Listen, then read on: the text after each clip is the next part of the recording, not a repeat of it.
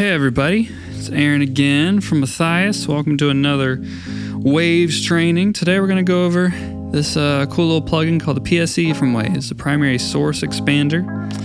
I love this thing. As you can see here, I use it on all of my vocals, all of my close mic drums, and really anything else that needs a gate. So let's get into it here. Here's the mix we're working with today. We're going to listen to a rehearsal mix that I was working on earlier today.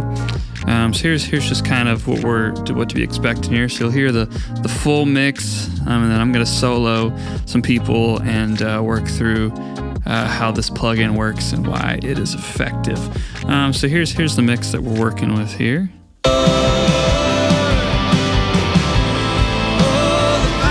You see this plugin already working.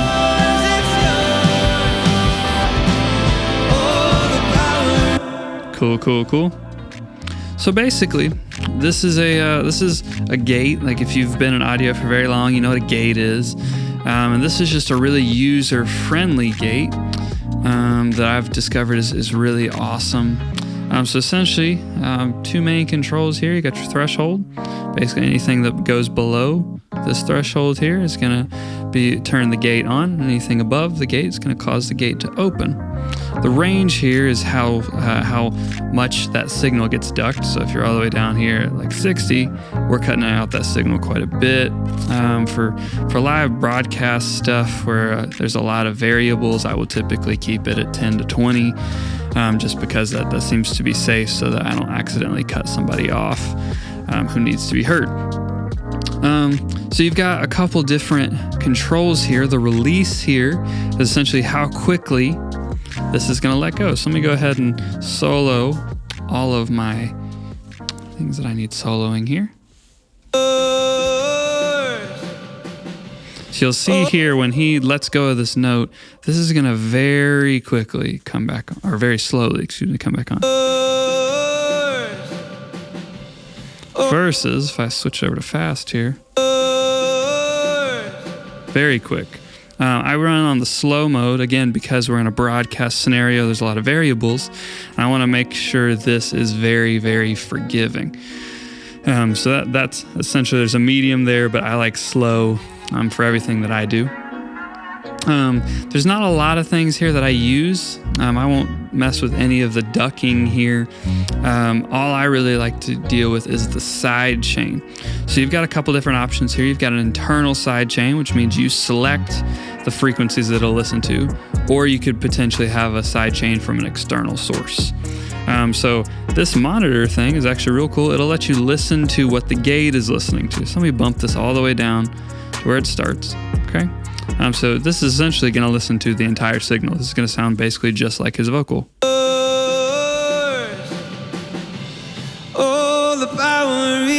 Obviously, okay? So I'm going to bump this up to 650, where it was before. 650. Bring this down to 15. And then you'll see, it won't be too much of a difference, but you'll notice a little bit of difference.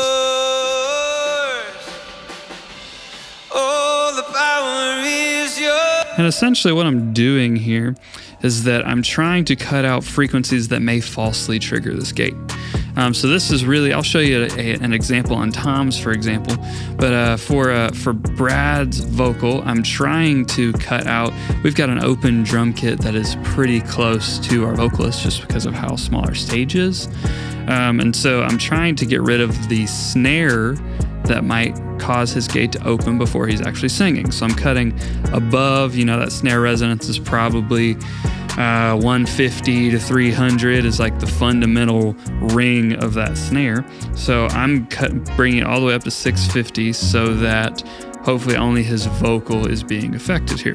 As you can see, when he sings, this is where I've set the threshold. It's pretty close. Just notice a couple snare hits get through here. All the power is yours. But essentially what I'm trying to do here is that I'm trying to, again, because it's a broadcast, it's a live scenario, you've got people who are professionals, you have people who are volunteers. So if I set this threshold super harsh, we may just straight up miss somebody who's saying something and maybe just isn't projecting as much as they should, or something's gone wrong. So I'm trying to have this gate be as forgiving as possible while still doing its job. Excuse me. So another good example of this would be toms. Toms are big for gates because of how much or how close those close mics are to the cymbals. So I'm going to look at tom 2 here. So go ahead and get everything muted. Run some. Actually, you know what? Let me use the snare. Use the snare instead.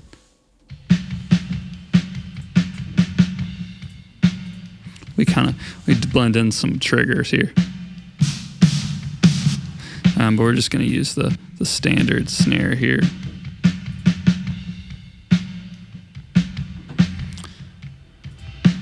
So this is my monitor here. So I might go ahead. I'm going to try to get some of those cymbals out of the way. So you can see it's not completely cutting out that kick or any of the cymbals we're hearing, but it is cutting it out enough so that when I bring in all my drums here,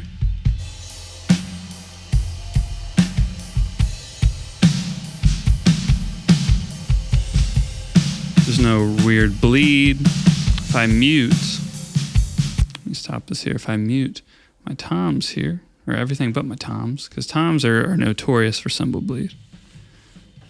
So you can hear a little bit of bleed, but not nearly enough. So I see if you listen to the left here, I'm going to solo just my tom 2. So this is with the PSE on right now. And this is off. So you can see much more kick, snare, cymbal. And this is just going to cut it down a little bit. Because your goal is not to be perfect. Like, it's not a hard mute. There are definitely people who do that, especially in the studio world. But for a live setting, for Matthias' context here, it makes a lot more sense to just have it be forgiving so it dips below whatever needs to be there. If we go to Joy's mic, Joy's on a wireless, a little more sensitive. She'll jump around a little bit too, so she'll get real close.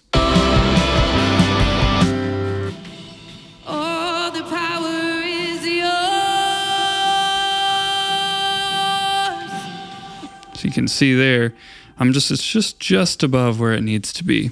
But let me go ahead and get it here in a place where she's not singing. So this is her not singing. This kick's actually a little high. Versus just basically an open mic here.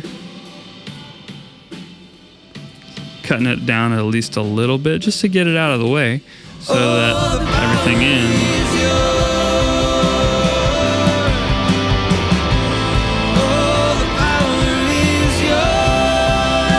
So another thing to consider here is vocalist range. So this part of the recordings at a pretty loud moment. So you want to make sure, if we go back to Brad here, we want to make sure that this gate is set okay for his vocal as well.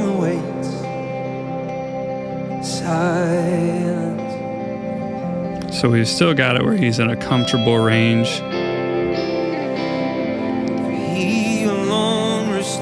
My faith. This gives you a good opportunity if you're working with a vocalist who are a little less experienced and you do have a loud stage. Projection and mic technique is super important because obviously the goal is to make sure everybody is heard and represented properly.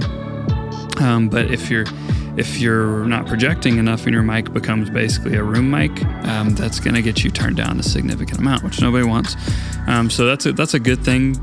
This is even a good tool to show and maybe talk with your vocalist about because of how important it is to project so that you can get over the gate, assuming that it's set properly and in a good place.